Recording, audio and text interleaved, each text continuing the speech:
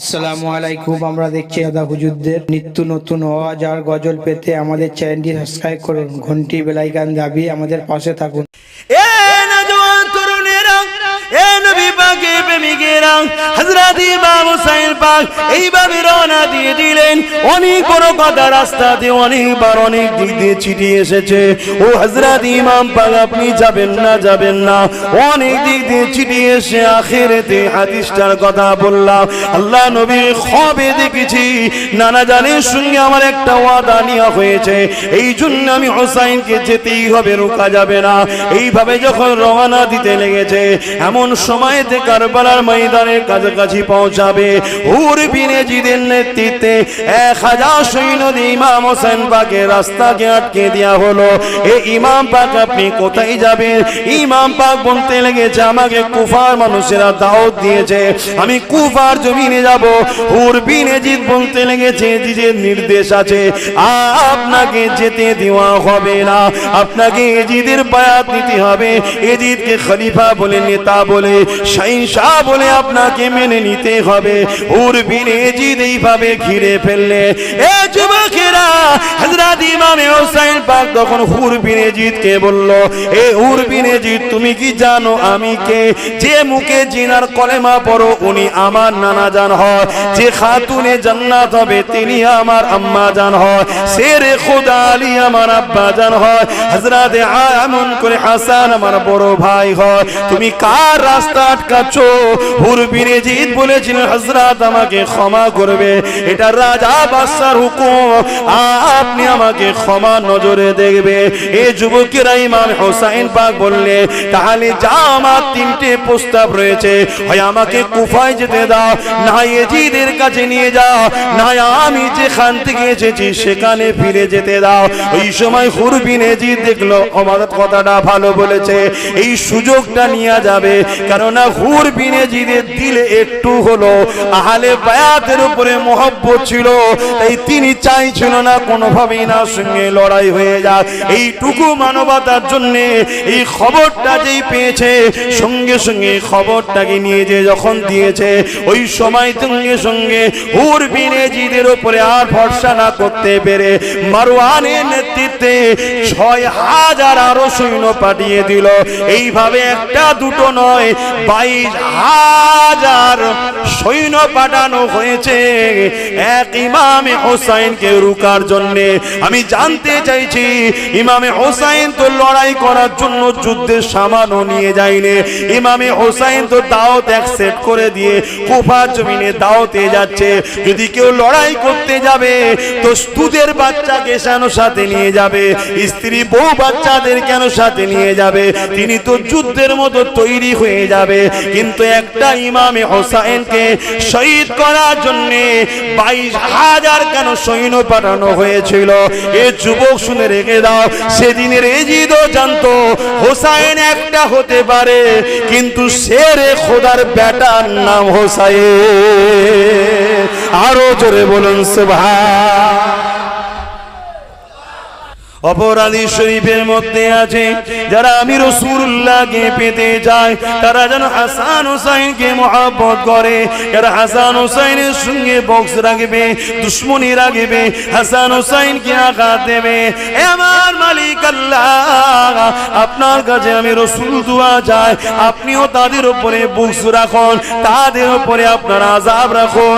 এ যুবকেরা, তরুণীরা, বাপেরা, এ নবী পাকের প্রেমিকেরা, ইমামে হাসান হোসেন ছোটবেলা থেকে নবীর কোলে পিঠে কাঁধে করে বড় হয়েছে। আল্লাহ নবী যখন কোন সফরে যেতেন, ইমামে হাসান হোসেন দুজনকে দুই কাঁধে নিতে, দুই ভাই নবী পাকের চুল মুবারককে ধরে বসতো।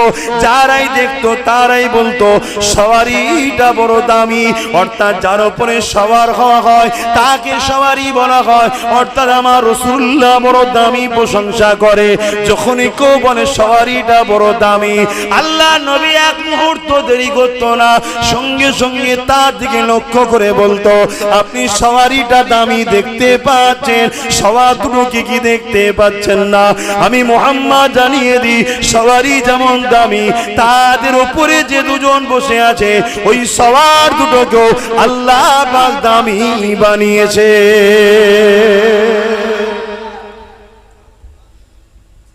শুনছেন তো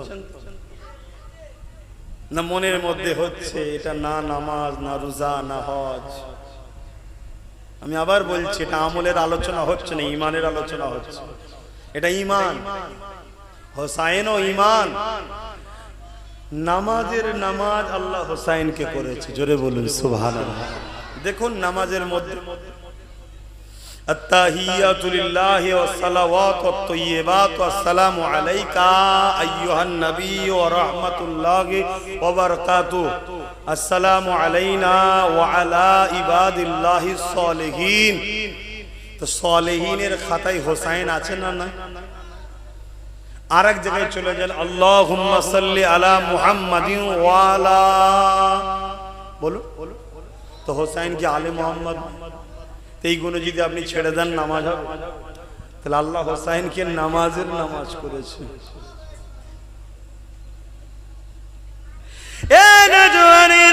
পৃথিবীতে আমি আপনি কি নামাজ পড়েছি জানি না, কিন্তু কারবালা জমিনে হোসাইনের সিজদা, ওই সিজদা জমিন আজও মনে রেখেছে, আসমানও দেখেছে, কায়নাতও দেখেছে। এ যুবকেরা, আমার তো মনে হয় আল্লাহ পাককে যখন ফেরেশতারা বলেছিল, ও রব্বি আল্লাহ, মানুষ কেন তৈরি করবে? ওরা তো ফিতনা ফাসাদ করবে। আমার আল্লাহ বলেছিলেন, হয়তো এ আমার ফেরেশতারা, যা তোরা তো ইবাদত করিস বলি হোসাইনের নাই একটা সিজদা তোরা নিয়ে এসে দেখা। না না, পারবি না, পারবি না, কারণ আমার হোসাইনের জোড়া দ্বিতীয় সিজদা জমিনে হয়নি আর হবে না। যেখানে 22,000 সৈন্য দাঁড়িয়ে আছে আমার হোসাইনকে শহীদ করবে বলে, যেখানে 22,000 তীর তরোয়াল নিয়ে দাঁড়িয়ে আছে আমার হোসাইনকে কতল করবে বলে, যেখানে 22,000 সৈন্য ঝাঁকে ঝাঁকে আসছে আমার হোসাইনকে কতল করে দেবে বলে, এ যুবকেরা হোসাইন তরোয়াল চালাতে লেগেছে। বেঈমানীরা, জাহান্নামীরা, জাহান্নামের কুত্তারা দুটুকরো হয়ে জাহান্নামে যেতে লেগেছে। হোসাইনের তরোয়ালের সামনে কেউ দাঁড়াতে পারছে না, সীমার মাথায় হাত দিয়ে বসে গেছে। আজ পৃথিবীর দুশ্মন এক জায়গায় হয়ে গেল, আলীর বেটাকে কেউ থামাতে পারবে না, শেরে খুদার বেটাকে কেউ থামাতে পারবে না। হঠাৎ করে দেখা যায় ইমামে হোসাইনের তরোয়াল থেমে গেল, ঘোড়ার পিঠ থেকে নামতে লেগেছে। দুশ্মন চতুর্দিকে ঘিরে দূরে দূরে দাঁড়িয়ে আছে, কেননা যে আগায় সেই তরোয়ালে দুটুকরো হয়ে যায়। তাই অন্তরে ভয় তাদের ঢুকে গেছে, তাই দূরে দূরে দূরে দূরে দাঁড়িয়ে আছে। সবাই অবাক হয়ে দেখতে লেগেছে, কে থামালো হোসাইনকে, কে হোসাইনের তরোয়ালকে রুকে দিল, কি জন্য হোসাইন ঘোড়া থেকে নেমে গেল। এ যুবকেরা, দেখা যায় আমার হোসাইন পাক তরোয়ালটাকে রেখে দিয়ে আল্লাহ পাকের নামাজে দাঁড়িয়ে গেছে। অর্থাৎ এই জমিনে হোসাইনের তরোয়াল একমাত্র যিনি থামিয়েছে ওটা অন্য কেউ না, আল্লাহর প্রেম, আল্লাহর সিজদা থামিয়ে দিয়েছে।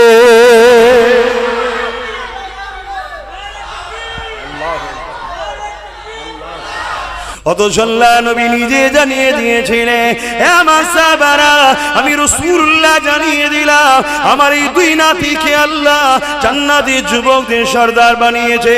আমি রাসূলুল্লাহ বলে দিয়ে যায়, জান্নাতে যত যুবক যাবে সমস্ত যুবকদের সর্দার হবে আমার হাসান আর আমার হোসাইন। আমি জানতে চাই আপনাদের কাছে, জান্নাতে তো কোনো বুড়ো যাবে না, কারণ নবী পাকের এক কওলে আছে, সে বয়স নিয়ে কবরে যেতে পারে, কিন্তু যখন সে জান্নাতি হবে আল্লাহ তাকে যুবকের ন্যায় বানিয়ে দেবে। এই জান্নাতে তো কোনো বয়স্ক অবস্থায় ঢুকবে না, যে বয়স্ক মানুষটা জান্নাতে যাবে উনি তো যুবক, আল্লাহ অটোমেটিক বানিয়ে দেবে, যুবক অবস্থাতে যাবে। তাহলে নবী জানিয়ে দিলেন সমস্ত যুবকদের সর্দার হবে। এখানে আমার বলতে দেরি না, আমার আবু বকর সিদ্দিক থেকে শুরু করে, আমার গরিবে নওয়াজ থেকে শুরু করে, আমার গৌস পাক থেকে শুরু করে সমস্ত যুবকদের যখন সর্দার হবে, ইমামে হাসান হুসাইনকে আল্লাহ পাক সবার সর্দার বানিয়েছে। আরো জোরে বলুন সুবহান। নারে দিবে জিকরে হুসাইন, জিকরে হুসাইন, জিকরে হাসান, জিকরে আলী, জিকরে আহলে বায়াত, জিকরে কারবালা। নারে দিবে দুরূদ শরীফ, আল্লাহুম্মা সাল্লি আলা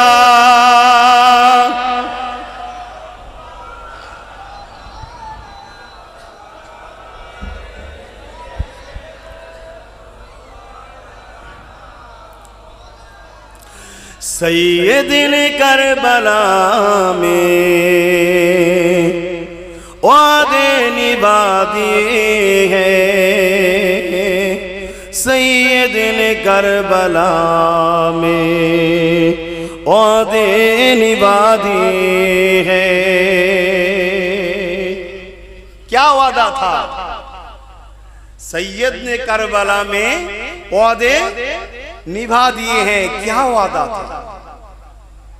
हर साहबा ने रुके थे, आप कुफा में मत जाइए, फिर भी हुसैन कुफा गए। क्या राज है इसके पीछे? एक साहबी हुसैन को पूछे थे, आप बताइए क्या राज है? सब ने आपको माना कर रहे, आप कुफा में मत जाइए, फिर भी आप जा रहे, क्या राज है?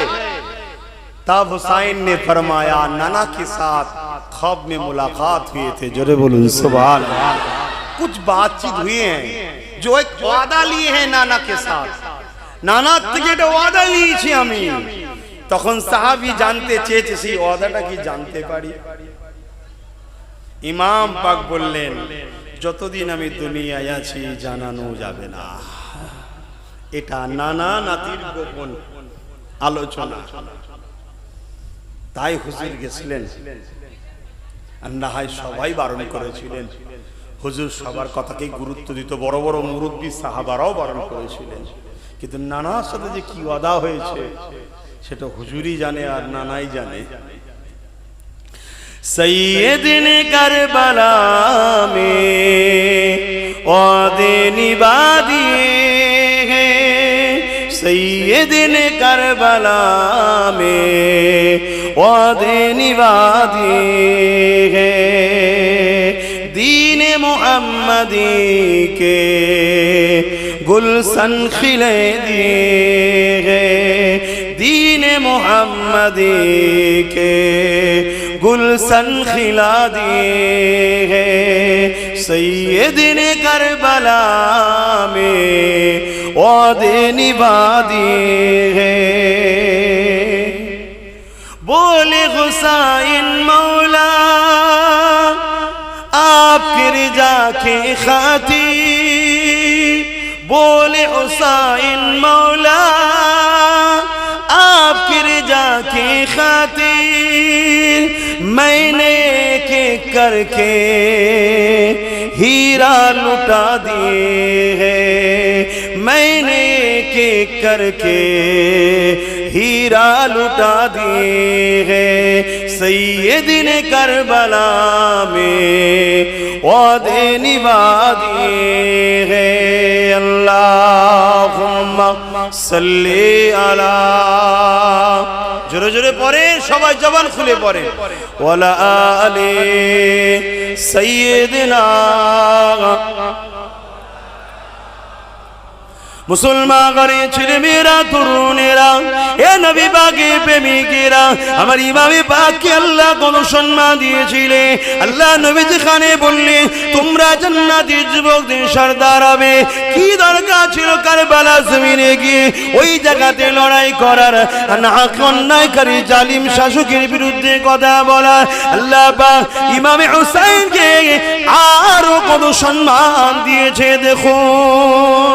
হযরত ইমামে হুসাইন পাক তাই সঙ্গী সাথীদের ঘরে নিয়ে রওনা দিলেন। মক্কার বাইরে যখন বেরোতে যাবে অনেক সাহাবা ভাইরা তিনাকে আটকাতে লাগলো। এই আটকানোতে এটা সত্যিকারের লড়াই নয়, ভালোবাসার একটা ঠেলাঠেলি পর্যন্ত হয়ে গেল। তথাপি ইমাম পাক আল্লাহর দ্বীনের জন্য, যাতে করে আমার নানার উম্মতেরা একজন সারাবিকে লিডার বলে না মানে, যাতে করে আমার নানার উম্মতেরা একজন চরিত্রহীনকে লিডার বলে না মানে, যাতে করে আমার নানার উম্মতেরা একজন জুয়াখোর, একজন সমাজ বিরোধী, প্রজাদের উপরে জুলুম করে এরকম জালিম শাসকের নেতৃত্ব না মানে। আজকে রেজিদরাও দেখুন সেম জিনিস করছে। আজকে এজিদ আছে না নাই? কথা বলছে না কেন? এজিদ কাকে বলা হয়? শাসকের নামে যে শোষণ করে তাকে এজিদ বলা হয়। এজিদ কাকে বলা হয়? যে শরাব খায় তাকে এজিদ বলা হয়। যে নারী দেহ শোষণ করাকে পছন্দ করে, যে প্রজাদেরকে জুলুম করে, যে ক্ষমতার জোরে নিরীহ গরিবদের ঘরে লোটে, এই রকম শাসককে এজিদ বলা হয়। তাহলে আজকে এরকম এজিদ আছে না নাই? আওয়াজ দিয়ে বলুন, আছে না নাই? আজকের এজিদ গুলো দেখুন, এক হোসাইনিকে রুকার জন্য বাপ রে বাপ কি না চেষ্টা করছে। কেন সেও জানে একটা হতে পারে, কিন্তু খানদানে কুরাইশ আছে, খানদানে আহলে বায়াত আছে, খানদানে রাসূল আছে, অতএব একে রুকা অত সহজ নয়। জোরে বলুন সুবহানাল্লাহ। এ তো যুগ যুগ ধরে চলবে। আল্লাহ, এ তো যুগ যুগ ধরে চলবে। যুগে যুগে এজিদ এসেছে না আসে না? বলুন বলুন বলুন। শুধু হোসাইন হুজুরের পিরিয়ডে হই শেষ হয়ে গেছে না? হোসাইন হুজুরের পিরিয়ডে যে ইতিহাস এজিদ রচনা করেছে, যুগে যুগে ওরকম এজিদ এসেছে। সেদিন এজিদ হোসাইনকে মিটাতে চেয়েছে, খুব নিজে মিটে গেছে। আজকের এজিদরা হোসাইনিদের মিটাতে চাই। চটটা আমাদের, আমরা যারা হোসাইনি, কারা হোসাইনি? হাত তোলো তোলো। মারহাবা, নারে তাকবীর, নারে তাকবীর। বলুন ইয়া হোসেন, ইয়া হোসেন। আমরা যারা হোসাইনি আছি, হোসাইনকে লিডার বলে মানি, আমাদেরকে মিটাবার জন্য আজকে এজিদ আসছে না। কিন্তু যুগে যুগে হোসাইন মেটেনি, কাল भी হোসাইন था आज भी है। এদা এজিদ কাল মিটেছে, আজকের এজিদরাও মিটছে, বাধ্য হবে। জোরে বলুন ইনশাআল্লাহ। কিন্তু আমরা যেন হোসাইনি থাকি, এটা মাথায় রাখতে হবে। শুধু হাত তুলে দিয়ে তাকবীর দিলেও তো হয় না। হোসাইনিদের খসলত কি? জালিমদের সাথে দল নয়, অত্যাচারীর সঙ্গে আপোষ নয়।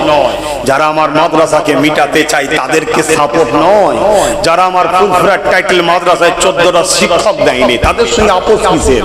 যারা আসামে আমার মাদ্রাসাকে ভাঙছে বোলডুজার দিয়ে, তাদের সঙ্গে আবার আপোষ কিসের? খবর দিলেন না? টাইটেল মাদ্রাসায় 14টা শিক্ষক নেই, আমি গল্প বলছি না। যান সিতাপুরে চলে যান, 11টা শিক্ষক নেই। আমি তথ্য নিয়েই বলছি। টোটাল পশ্চিম বাংলাতে মাদ্রাসায় 10,000 শিক্ষার ভ্যাকান্সি খালি আছে। কেন দিস না? প্ল্যানেরা এজিদের কাজ করছে। কেন এরা জানে মাদ্রাসায় ইনসানিয়াতের শিক্ষা দেওয়া হয়, মাদ্রাসায় সভ্যতার শিক্ষা দেওয়া হয়, মাদ্রাসায় গরিব দরদি শিক্ষা দেওয়া হয়, মাদ্রাসায় মা বাপের সেবা করার শিক্ষা দেওয়া হয়, মাদ্রাসায় হুব্বুল ওয়াতন দেশকে ভালোবাসার শিক্ষা দেওয়া হয়, মাদ্রাসায় সুদ নিও না শিক্ষা দেওয়া হয়, মাদ্রাসায় ঘুষ খেও না শিক্ষা দেওয়া হয়, মাদ্রাসায় চুরি করো না শিক্ষা দেওয়া হয়, মাদ্রাসায় জালিমকে সাথ দিও না শিক্ষা দেওয়া হয়। তাইরা মাদ্রাসাকে মিটাবার জন্য 14-10,000 শিক্ষা ভ্যাকান্সি খালি করেছে। যেখানে শিক্ষক থাকবে না সেখানে ছাত্র দেবে না, ছাত্র যখন থাকবে না প্রতিষ্ঠানটা ভেঙে পড়ে যাবে। এরা মাদ্রাসার দুশমন। মাদ্রাসার দুশমনকে যারা সাপোর্ট করে সে হতে পারে কোন সিদ্দিকী, হতে পারে কোন সৈয়দ দাবিদার, কিন্তু বলতে আমি বাধ্য হচ্ছি আজকের এজিদের দালাল ছাড়ার কিচ্ছু নয়। ঠিক না বেটি?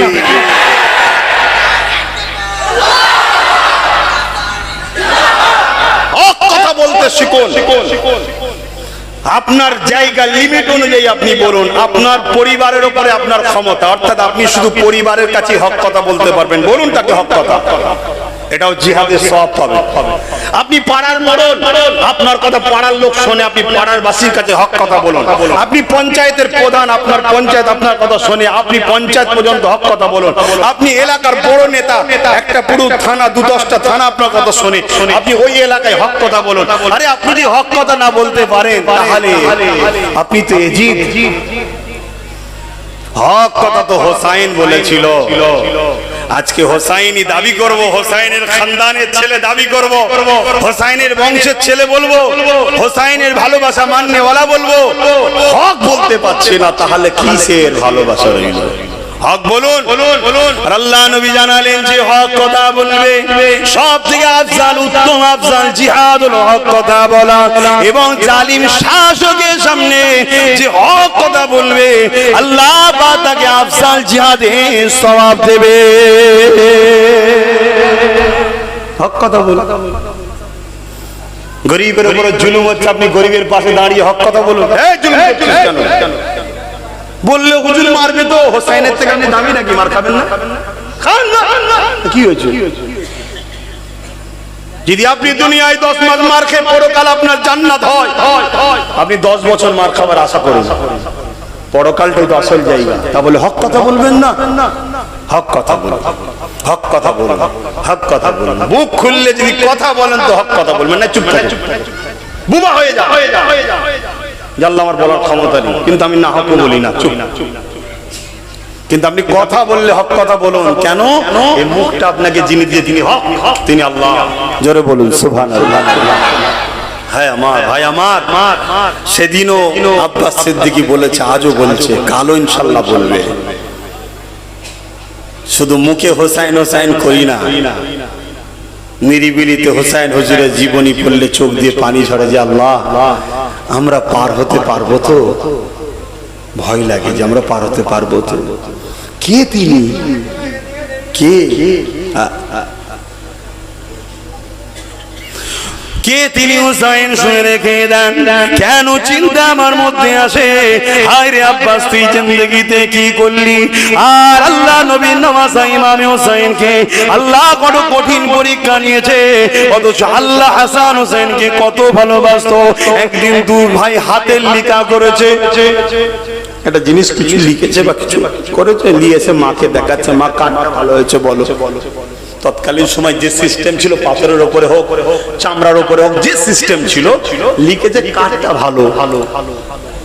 খাতুনে জান্নাত দেখছে, আমি যদি হোসাইনের বলি হাসান দুঃখ পাবে, হাসানের বলি হোসাইন দুঃখ পাবে।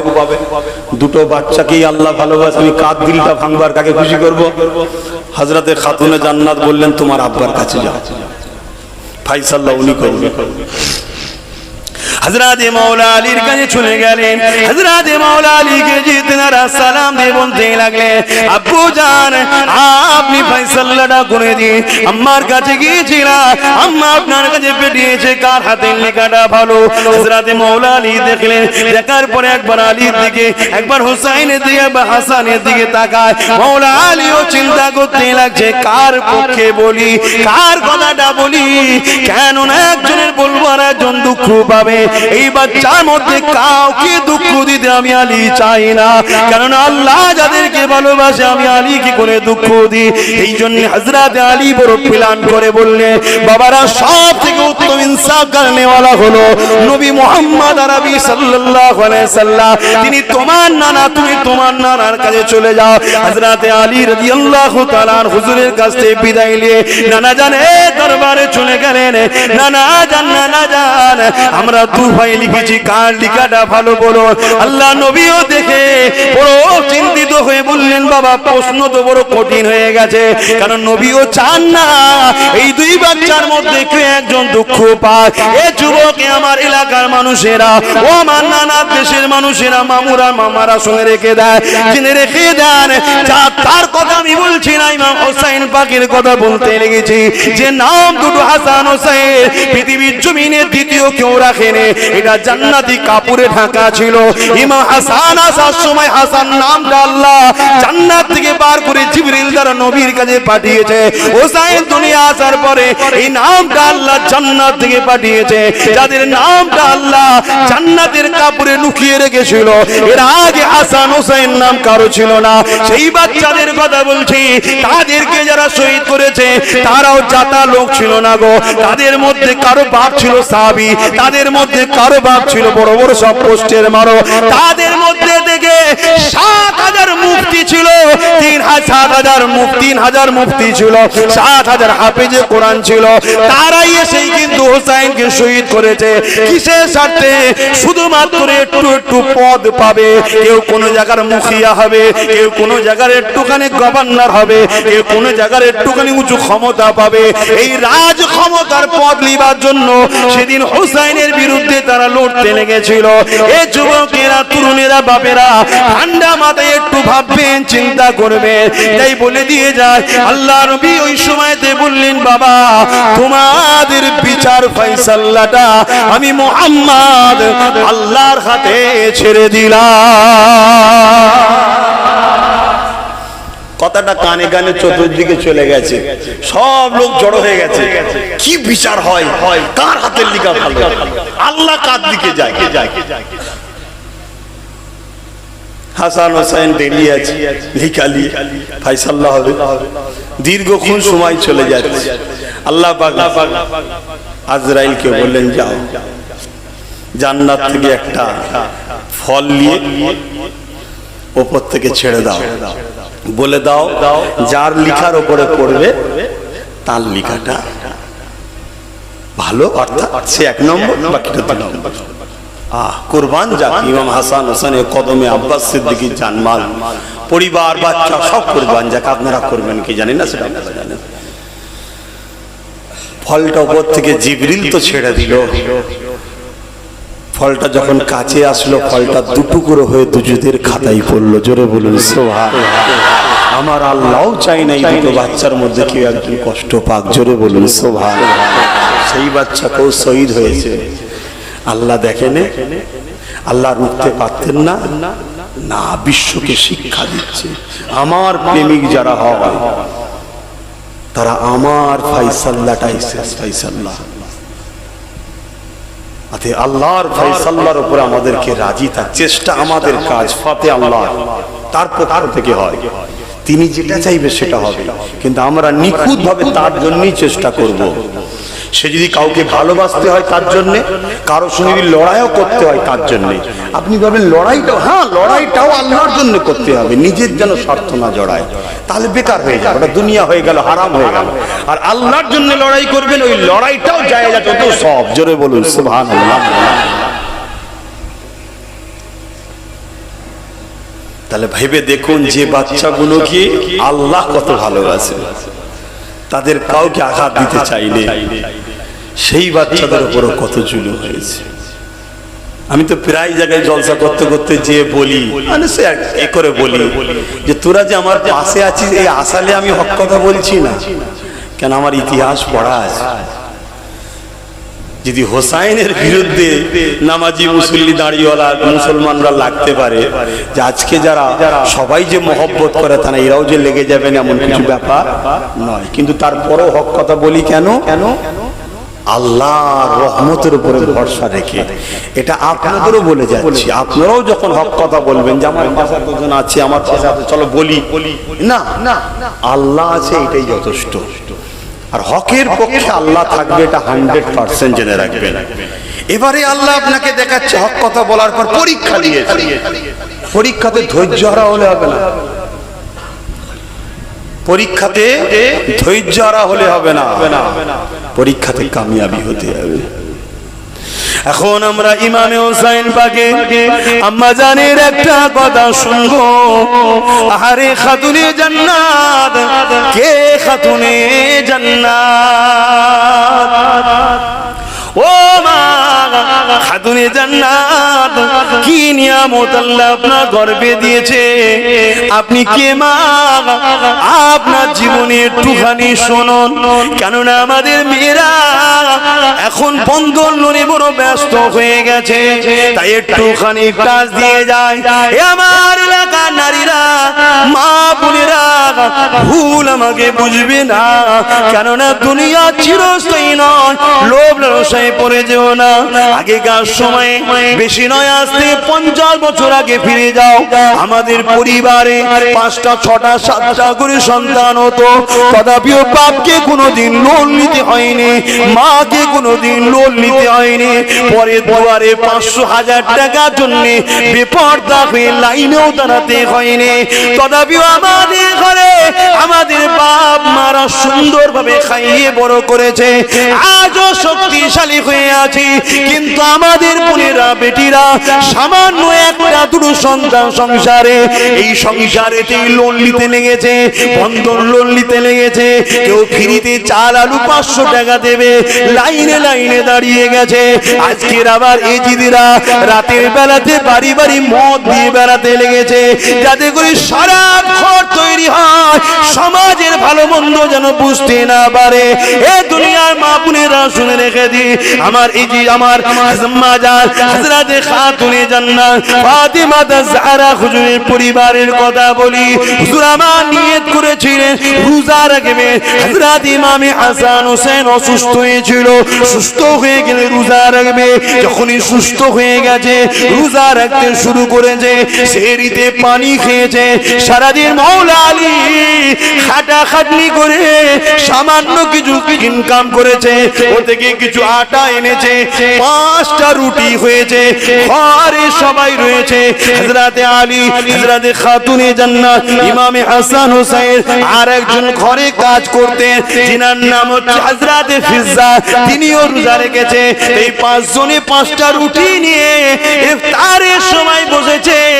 হঠাৎ করে একজন মুসাফির এসে বলছে, এ খাতুনে জান্নাত, এ আলে রাসূল, শুনেছি আপনার দরবার থেকে কেউ খালি হাতে ফিরে যায় না, কয়েকদিন ক্ষুধার্ত রয়েছি, কিছু খাবার দেন। ওই 5টা রুটি ছাড়া কিছু ছিল না। সংসারের কথা বলছি শোনো, আর আমাদের বাড়িতে খাবার নষ্ট হয়ে যাচ্ছে, তথাপি হারাম বাঁচাবাঁচি নেই, যা দিচ্ছে সব মেরে মুশরে নিয়ে নিচ্ছি। মনে রাখবে, রক্তকে হেফাজত করুন, মুখকে হেফাজত করুন, কেননা যে শরীরটা হারাম রক্ততে ভরে যাবে ওই পাক জান্নাতে শরীর যাবে না।